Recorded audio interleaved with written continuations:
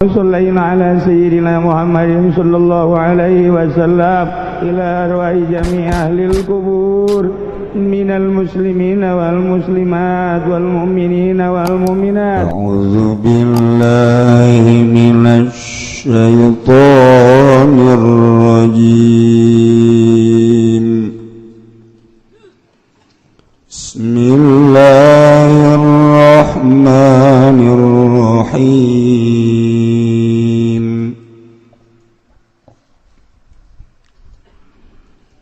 أفأمن أهل القرى أن يأتيهم بأسنا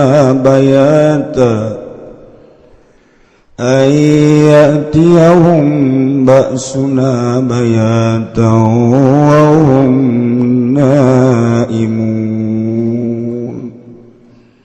Allahu a'lamu bimaradi anatama kang ngarasa aman sapa ahli negara al-mukadzibuna kang ngagorokeun kabeh ayat yaum saking yen tatekahum ing ahlul qura basuna pasiksa ingsun agung azabuna tegese siksa ingsun agung bayatan leungi lailan tegese wengi wa hum utawi ahlul qura naimuna iku kang turu kabeh gofilun anu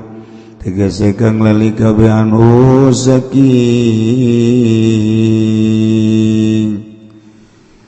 gofilun anu tegese kang lali kabeh anu saking azabuna. Wa min ahlul qura ayatiyahum basuna duha wa hum yal'abun. Wallahu alam bimaradi anatalan ngarasa aman sapa ahlul qura ahli negara ayatiyahum apa yang datakahum min ahlul qura basuna po siksa ingsun agung Tuhan dalam waktu Tuhan naharon tegase awan wahum yalabun ale utawi ya alul qura iku yalabun memengan ya alul qura kabeh. Afa aminu makrallahi fala ya'manu makrallahi illa al-qaumul khasirun. Allah alam bimuradi awalam afaminum anatamaka ngarasa man ja'alul qura makrallahi ing panyandupaya Allah istidrajau tegese pajungkun Allah iyahum ing ya ahlul qura min nikmati kalawan nikmat wa akhdim lan den siksane ahlul qura bagdatan kalawan kaget fala ya'manu makrallah maka orang ngarasa amaning pananyupaya Allah ilal qaumul khasirun angin sapa kaum kang tuna kabeh illal qaumul khasirun angin sapa kaum kang tuna kabeh.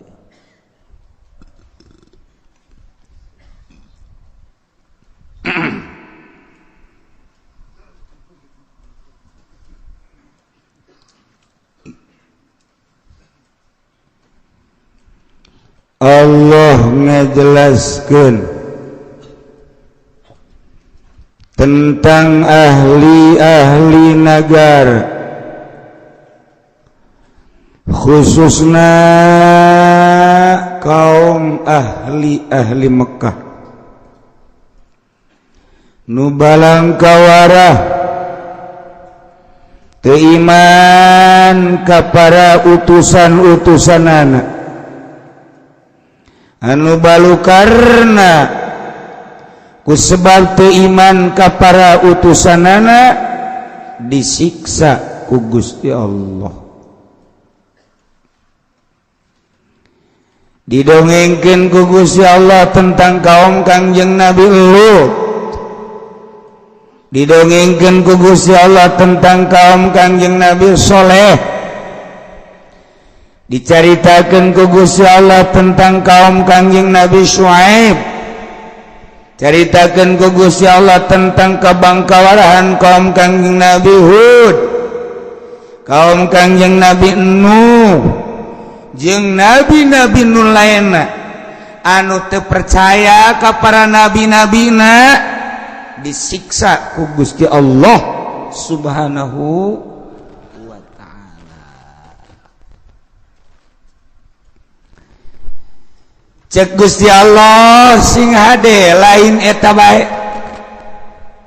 eta teh jang percontohan jang itibar ketika negara mana bae kaumna teu nurut ka rasulna, teu nutup kemungkinan ku aing disiksa kaum tersebut. Masya Allah, konsepna hayang makmur berlimpah ruah cara kamari hiji amanu, nomor kedua wat taqau, iman jeung taqwa. Masya Allah, babari di ngomongkeun diucapkeun nama babari jasa iman jeung taqwa, praktek da Gusti Allah nu agung hese jasa. Boro-boro batur sangkirang urang ge nusok ngaji bae titah takwa teh hararese, titah takwa nu bebeneran teh hese lain lalaga. Nah ieu lanjut ieu, afa amila ahlul qura ayatiyahum basuna bayata. Di negara-negara anu ahli-ahli negara tersebut ternyata geus para rohoan ka instruksi para rasulna, kuari urang di akhir zaman negara anu diutusna di akhir zaman mah Kangjeng Nabi teh Kangjeng Nabi Muhammad sallallahu alaihi wasallam. Dulu itu zaman Kangjeng Nabi, berlanjut ke zaman Khalifah, berlanjut ke para tabi'in, berlanjut ke atba tabi'in, kuari orang di zaman kepemimpinan Jokowi. Ternyata barang ditaliti ku urang di negara Indonesia anu tadina 90% Islam, kuari menurun menjadi 85%. Kafir naik di Indonesia, Kristen naik, Katolik naik, Protestan naik, Buddha, Konghucu, Hindu naik, Islam turun. Kajian ngalan, dia tetap mayoritas orang. Barang kurang ditinggalin, mayoritas di Indonesia teh bahkan mayoritas nu jadi pejabat teh geuninganan agamana Islam. Tapi barang ditinggali moral, nah orenganan moral nages lain moral Islam. Lamun urang kuari ngadenge bahwa di DPR teh neulean gambar X3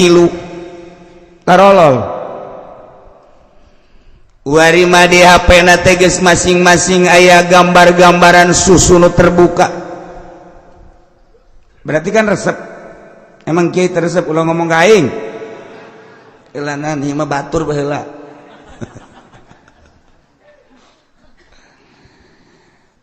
Eta keur carita si HP-na. Keur carita eta bagian daripada moral. Kuari lamun urang carita anu geus kanyahoan ku urang sabaraha menteri anu ngurusan negara urang anu disel, sabaraha gubernur nu eta teh ngurusan agama urang nu disel, sabaraha bupati nu ngurusan negara urang nu disel, sabaraha camat, sabaraha lurah. Berarti moral bangsa teh penggedena bagi geus kos kitu. Kuari neuli rakyat, ya Allah ya Rabb. Urang neuli di pengajian kos kieu mareke kopea mareke tiung teh. Ketika geus bubar jelemana ieu kene tiungna dipikeun. Ini kumaha deui coba. Tarolah urang mah geus kaeusi di jero benak hati ku ilmu. Aya ngaraja gradasieun ka Allah, tapi nu teu ngaji. lamun urang leuleuh di ditu di Cikupa di perumahan naon karana di Cikupa teh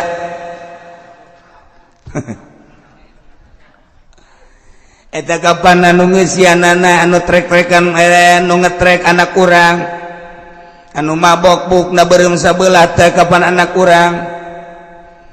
anu mamawa awewe teh kapan anak urang hartina anak urang teh jelema muslim da teh moral berarti geus kos kitu ya Allah ya Rabbi ieu moral bangsa teh geus kumaha geus eueuh persatuan jeung kesatuan teh geus teu ngahiji ku ari urang neangan neuleuh nu mabok geus lain di Grogol deui geus lain di Jakarta lain di Bandung deui di hareupeun imah ku ari mabok di hareupeun imah ku ari judi di hareupeun imah ku ari zina berarti moral geus parah jasa geus parah ulah disalahkeun ka masyarakat ku disalahkeun dua sinpani dua penggede hiji ulama dua umaro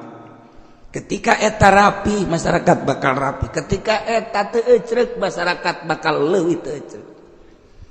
lamun kiai na bae anu jadi panutan di NU geus disogok atuh komo bangsa atuh komo umat endeu kumaha deui tinggal kitu bae sulah ese-ese ngan alhamdulillah na NU Tangerang mah sareng henteu maksudna teu kasogok henteu kasuap henteu teh mah alhamdulillah sehat mah bener mun lain lalagan ya bener ya setik ongkos mah masalah lah teh mah geus lah iya tuh bae gravitasi dah gede ketika muktamar NU teh ingin mengikuti selain sekadar ingin mengikuti tapi ingin menyaksikan timana timani berkorban demi NU kuari masyarakat hanya biasa-biasa geus grafit henteu tertarik geus mun urang nyebutkeun maunat gede teh geus naon kitu ngaranna geus sinaran gede teh geus nusuk nyamber teh naon ngaranna manit mah gede teh Masya Allah ya orang edu itu kultur edu rusak berarti negara ulah disalahkan umat sebab kumaha nu dua pemerintah rusak kiai rusak umat lebih rusak pemerintah bener kiai bener umat bakal bener untung masih kene aya di hiji dua pemerintah nu rada bener ada ai bener jasa moal rada untung kiai deui lembur-lembur masih kayak nu rada bener jasa memang geus hese rada be rada nah ieu keur bari moral bangsa geus kos kieu geus teu ngatur ku ari geus teu nuturkeun ka Kangjeng Nabi seakan ngabohongkeun ka Kangjeng Nabi awas ketika Kangjeng Nabi nita salat jelema geus teu salat ketika Kangjeng Nabi nita puasa ambalaya nu teu puasa terbuka ku ari mah teu puasa teh ketika Kangjeng Nabi nita zakat jelema geus teu ngazarakat ketika Kangjeng Nabi tita nutup aurat bagi wanita ku ari geus terbuka ketika Kangjeng Nabi ngaharamkeun mabok jelema marabok ketika Kangjeng Nabi ngaharamkeun zina jelema zararina ketika Kangjeng Nabi ngaharamkeun korupsi maling jelema korupsi jeung maraling berarti ngabohongkeun ka Allah ngabohongkeun ka Kangjeng Rasulullah sallallahu alaihi wasallam geus sing hade ulah aman-aman urang aman jasa nu mantak di dieu make bahasana ge apa amina ahlul qura maka apakah ngarasa aman ahli negara anu ngabarohongkeun ka Allah jeung ka Rasulna geus ngabarohongkeun ka instruksi-instruksi Kangjeng Rasulullah anu dilanjutkan ku para ulama ngarasa aman layat yahum tina datangna basuna siksa kaulan wagung cek Allah bayatan ti peuting ulah ngarasa aman sia teh kusabab sia moral sia teh geus lain islami sia geus ngabohongkeun ka Allah sia geus ngabohongkeun ka aing cek Allah sia geus ngabohongkeun ka Rasul aing awas sia ulah ngarasa aman datang na siksa aing ke ti peuting ku aing sia disiksa wa hum naimun sia keur melolor harees disiksa ku aing sia Yogyakarta gempa peting Masya Allah gofiluna anu keur poho kana siksa ku hari mah tu para roh aja kabehan ge urang inget so tadi jero pengajian ja geus kalaluar mah ja paroho kabeh ge kumaha para rohona atuh kiai bae ge sanggup nonton TV ti isuk datang ka magrib datang ka peuting kiai eta kiai goblok teh si kiai tolol teh kiai lah cek aing mah minggu hareup moal ngaji deuna ge atuh kiai berjamaah jeung santri nonton main bola di TV cek jana istiqomah cenah kan poho ka Allah eta ngaranna poho ka Allah geus puguh nya beralasan ieu mah cenah kiai boga TV ge jangan ngadengekeun berita tuh kumaha sia bae sia-sia nu boga tuh sia-sia nu bisa atuh aing mah teu hayang teu naon Allah satu sia teu kudu ngomong ka aing bener sia kitu bener sia salah sia ya ternyata tuh kararieu bae jadi TV teh kiai baheula mah kula nosok didongeng-dongeng kapan Kiai Hairun teh urang nyaba di hareup aya kitab mun nyaba kabenerannya keur aya di patengahan di tengah patengahan aya kitab mun nyaba keur di dapur aya kitab mun nyaba nya keur di luar aya kitab jaki itu kiai baheula mah kiai kuari mah jang paranti nonton TV di hareup TV-na aya jang di tengah TV-na aya jang di dapur TV-na aya jang urang dapur di kamar ge aya TV kiai kuari mah TV bahkan kurang puas meuli HP na ge nu gede teh nu aya layaran HP naon gara tuh sia menyahoban keur ngising ge nonton TV berarti kan rusak jasa ya rusak jasa Masya Allah tapi urang ngarasa aman bae ku karusakan eta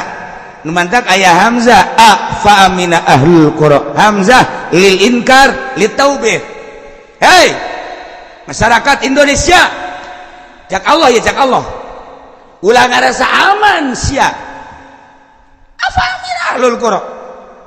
ulah ngarasa aman sia ku ahli-ahli negara masyarakat ngabohongkeun ka rasul aing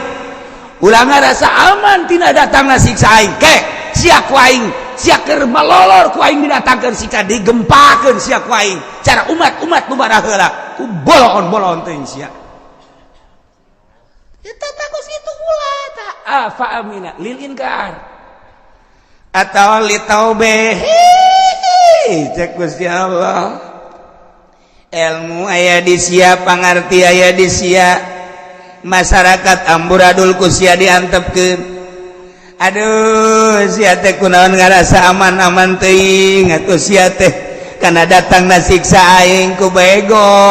sia teh ilmu sia teh eta teh titipan ti aing kunaon ilmu sia teh teu ngajagaan ka sia eta teh hawa nafsu sia nu pohara jasa hehe cak Gusti Allah nanaonan sia tau beta ku tolol-tolol teuing sia tuh deuh masyarakat ahli negara anu geus rusak tapi sia ngarasa aman bae deleukeun sia lamun sia ngarasa aman bae kade sia deuleuh umat nu baheula ngahinakeun naon kitu ngaranna teu nurut ka rasulna disiksa ku aing sia ge ahli negara ahli Cikupa ahli Balaraja ahli Curug ahli Sepatan ya disiksa ngan Cilongo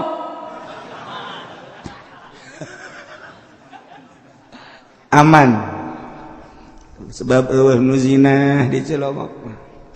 mantep nu mabok eueuh nu judi eueuh di Cilongok mah aya ge di Balaraja ngan di deuleu KTP-na urang Cilongok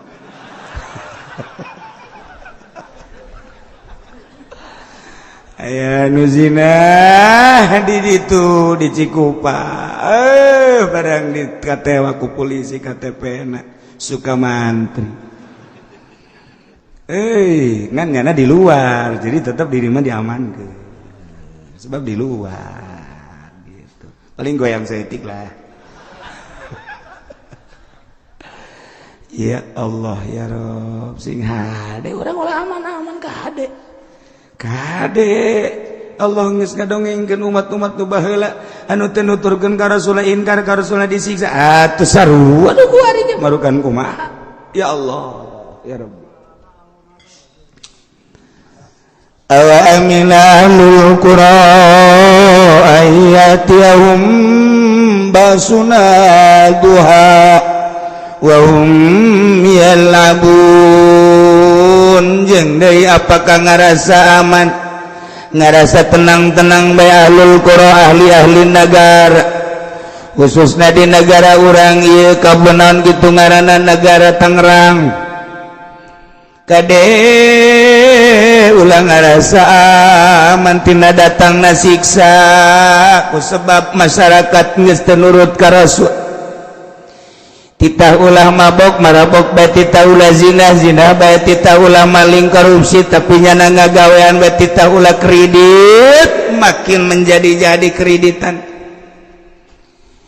cek jana ulah ngadengekeun kiai di Cilongok mendingan ngadengekeun kanu ngahalalkeun bae lah jasa sarua bae itu kiai awas ya tsunami datang sia ulah ngarasa aman ahli-ahli negara tina siksa Allah sebab telurut ka Rasulna awas ya siksa ku aing cak Gusti Allah duhan waktu duha wa hum yalabun ketika nyana heureuyan ulinan ameng-amengan keur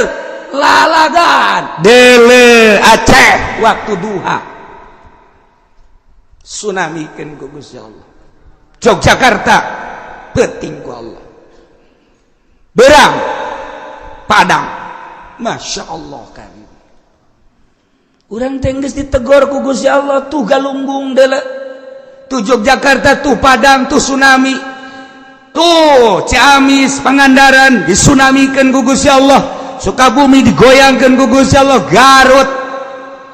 ieu ge panas termasuk tegoran ti Gusti Allah kane ulah ngarasa aman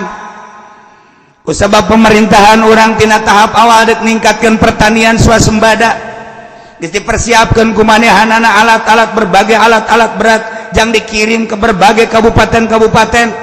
geus diinstruksikeun di luhur tetapi rencana tinggal rencana Allah anu ngabogaan stop ku Gusti Allah hujan di Sabang sampai Merauke hujan ku ari nyeunan hujan bae geus sabaraha miliar pemerintah emang iya hujan teh anang asil lain sia mah teu nyaona naon ditanya geus hujan entos kiai alhamdulillah banjir aya guludugan eueuh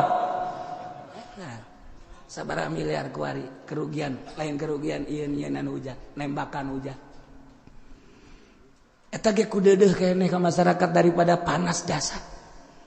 tapi can aya hujan nu asli ti Gusti Allah ini kumaha coba ieu pertanian sabaraha ribu hektar sabaraha ratus hektar sabaraha ribu hektar di berbagai kabupaten anu geus teu kalah telaan ku ari teh Masya Allah tinggal aya Karawang-Karawang na doang geus lain tina cai hujan tina Jatiluhur tina kiriman-kiriman ti itu senyaho urang Jatiluhur lamun disaatkeun ku Gusti Allah dak nu madak di urang we di urang sadane bocor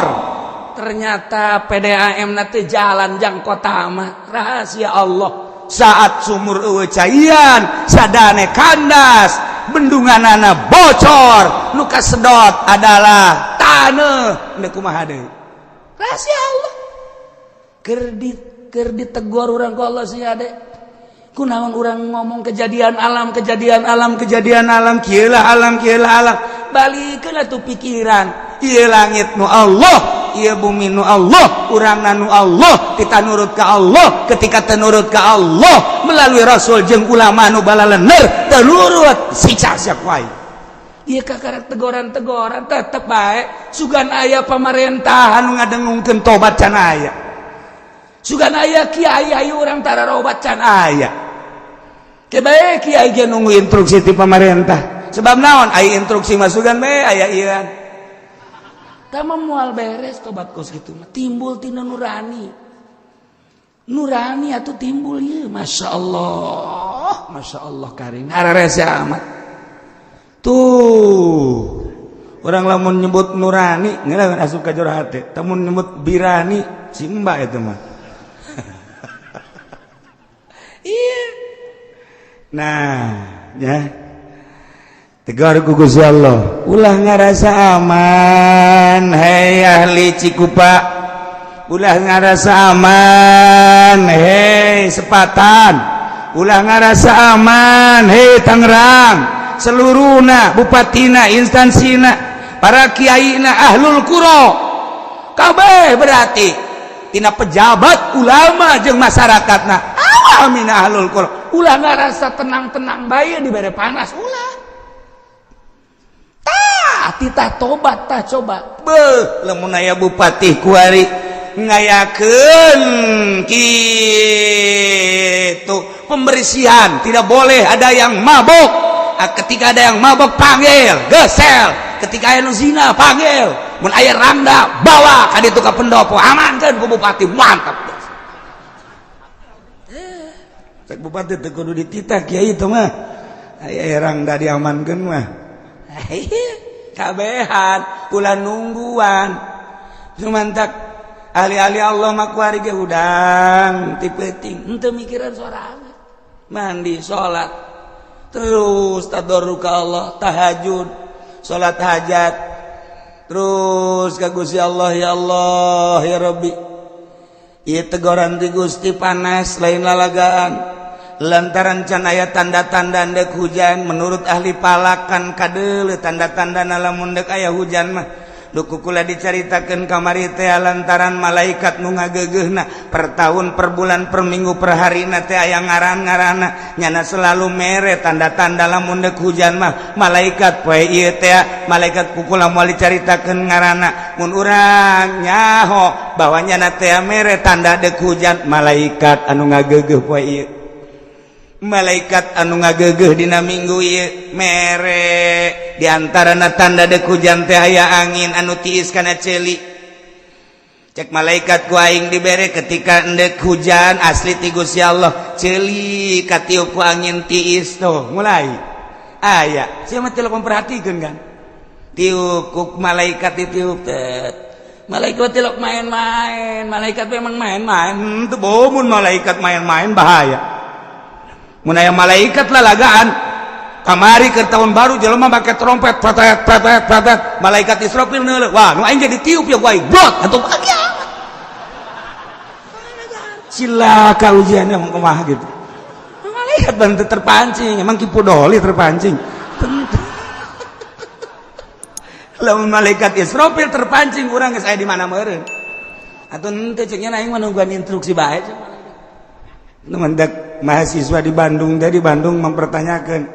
ke dosenna Pak ya saya mau bertanya ada apa malaikat Jibril itu kan tugasnya memberi wahyu membawa wahyu kepada para rasul iya sekarang kan rasulnya sudah tidak ada berarti dia pensiun yang mau saya tanyakan sekarang kerjaannya apa teka jawab bu dosen teka jawab bu dosen iya ya apa ya saya ese terus bertanya di universitas baheula mah IAIN Cipadung kuari mah UIN meureun terus datang ka sababaraha universitas naik terus ka Trisakti ka ITB teu kajawab ku dosen aya lah kiai nu sok di masjid bae nu magahana ge lah paling ge 20-an nu bari batuk bae asal maca wa yajibul mukallaf sana iya bisa ngajawab mah iya nyana nanya kayak ya saya mau tanya ada apa malaikat Jibril kan tugasnya membawa wahyu kepada para rasul benar pinter ujang tapi kan ku hari rasul geus aya diakhiri ku Kangjeng Nabi urang ieu tugas malaikat Jibril berarti pensiunnya atun tejang teu pensiun naon atuh ku hari tugas malaikat Jibril mah ngumpulkeun batu ngumpulkeun batu jang naon jang meupehan sia ini dia ka ditu bisi ka peupeuh bisa ada kiai aing cenah kos kieu mah jawabanana ya jago tuh kiai kabeh dosen-dosen ge bakal ditimpahan ku batu ku malaikat cek kan malaikat Jibril teh ku ari ku bom batu geus loba jasa duk ditimpah-timpah ku anu bener ge ye saya teu percaya ka aing marah kiai tadi mah batuk bae kuring teh ja marah mari kiai bakal ditimpakeun ku malaikat Jibril ka para mahasiswa ka para pelajar SMA SMP SD kabeh termasuk ka para pejabatna bakal ditimpahan ku batu ku malaikat Jibril ulah tenang-tenang sia cak eta kiai kiai kolot juga gak amat cak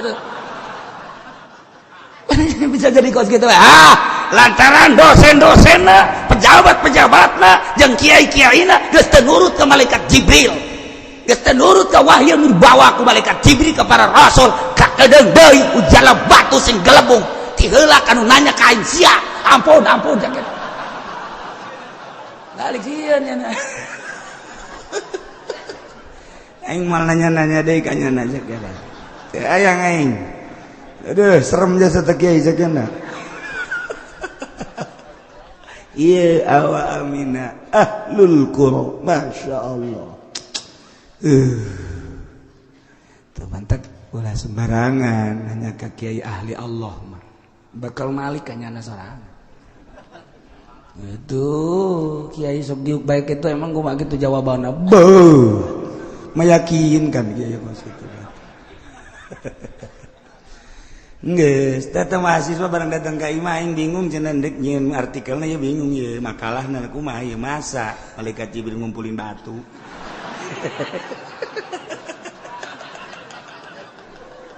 jadi bingung nya ge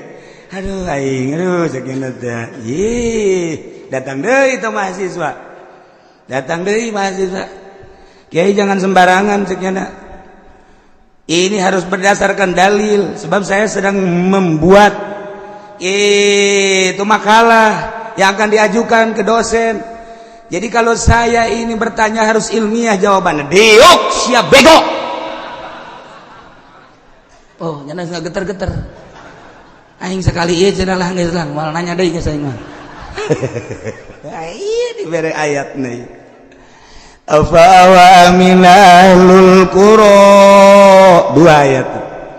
afa aminalul qura ayatihum basuna bayata wa hum naimun awa aminalul qura ayatihum basuna duha wa hum yal'abun emang tiba heula ge malaikat Jibril anu dititah nyiksa-nyiksa ku Gusti Allah tadi instruksikan ku Gusti Allah melalui malaikat Jibril balikeun itu nagara anu dicicingan ku kaum Kangjeng Nabi Lut balikeun Jibril nu dititah Jibril itu bere angin kaum Kangjeng Nabi Hud tiupkeun angin instruksikeun Jibril nu dititah nah baca ku sia ayat ieu ketika dosen ngadidikna geus teu karena Allah karena materi jeung duit ketika rektor hanya untuk mencari sesuap nasi di universitas jeung di institut ketika kiai ngajar geus teu ikhlas hanya memamerkan ilmu-ilmuna di berbagai majelis taklim berbagai kantor dan berbagai tempat-tempat tunggu tanggal mainnya Jibril bakal datang nyiksa kiai tersebut kadang ku teu sia mahasiswa geus kalau mal nanya di sabada sia edit sia ka ditu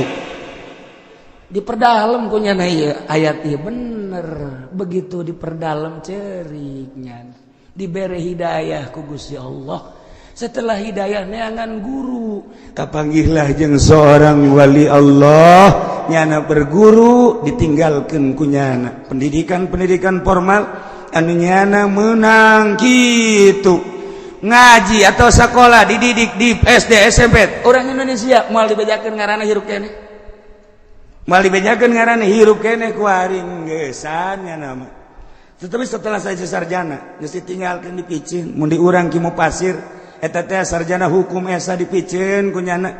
kasarjaan anak topi nu hideung nu aya buntutan ka dieu teh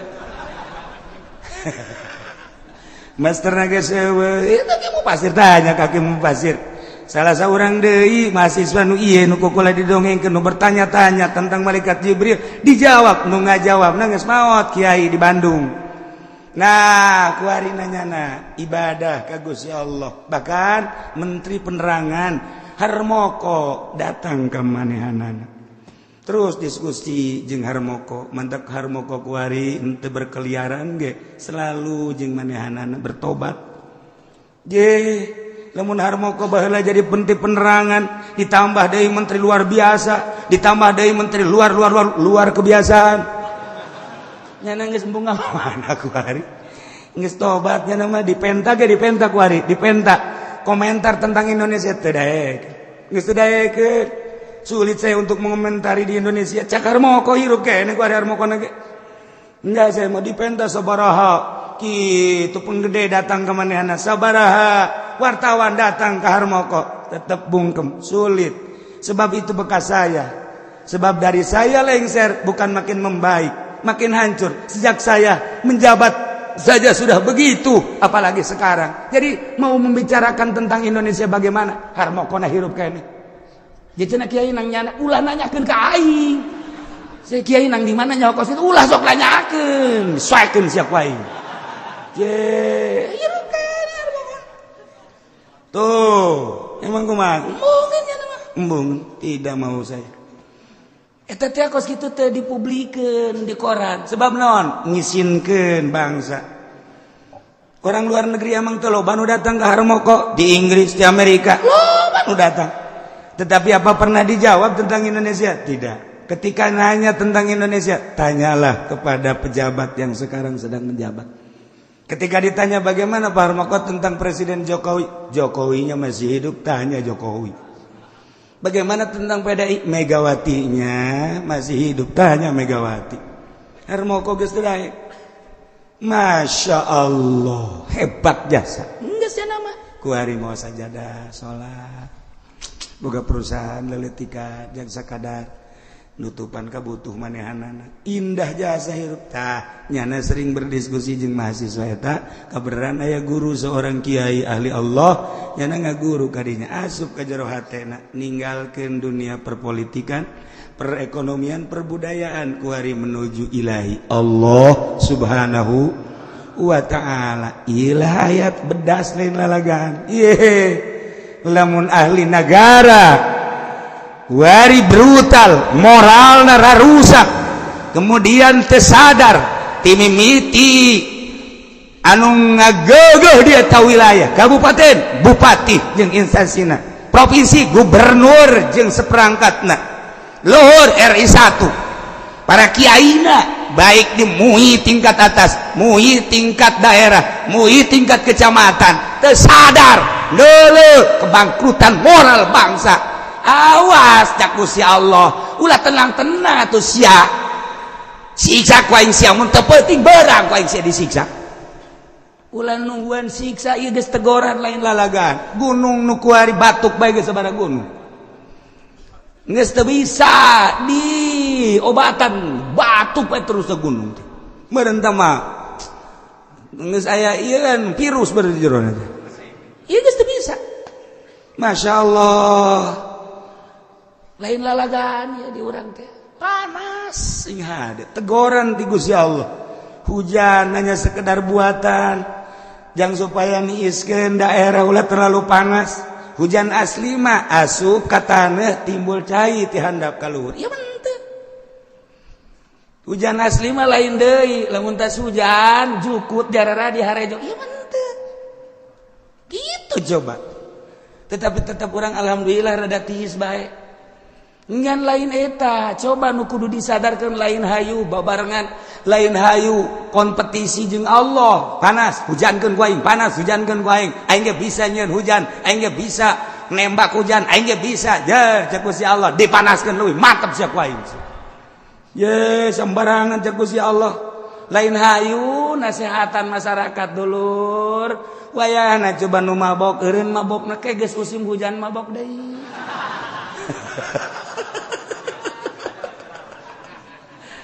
mah tukang nasehatan Golkar mah kos gitu mah. Tilok bareres. Oh bener dengan nasehatanana. Masya Allah Karim. Nah iya ditegur ku Gusti Allah. Deuleu umat nu baheula. Teu nurut ka Rasulna siksa ku aing. Tidak menutup kemungkinan kuari teu nurut ka Rasul aing siksa ku aing. Ulah ngarasa aman sia nonton TV bae, nonton film bae, SMS-an bae, HP-an bae sia dan lain-lain sebagainya. Terus korupsi, terus maling, terus zina, terus mabok dan lain-lain sebagainya. Delekeun ku aing mun teu berat penting siksa sia ku aing. Na'udzubillah min dzalik. Afa aminu makrallah fala ya'manu makrallahi illal qaumul khasirun. Maka apakah ngarasa aman ahli negara karena panyandupaya Allah yakni istidrajuhu karena panyungkun Gusti Allah terhadap ahli negara binikmati nikmat diberi kenikmatan ku Gusti Allah ahli-ahli negara terutama di Indonesia. Sebab di Indonesia mah dipikabi tahun negara-negara saja loba kenikmatan anu timbul ti bumi. Anu ti diri urang kenikmatan sehat, kenikmatan segala rupa loba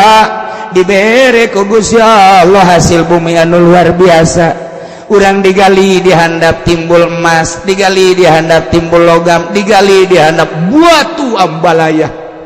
Geus puguh di Garut tiba heula ge aya batu-batu Garut. Kuari mah batu Garut teh aya nu beureum aya nu koneng baheula mah khusus batu Garut teh ngan hejo wungkul. Saingan jeung Jamrud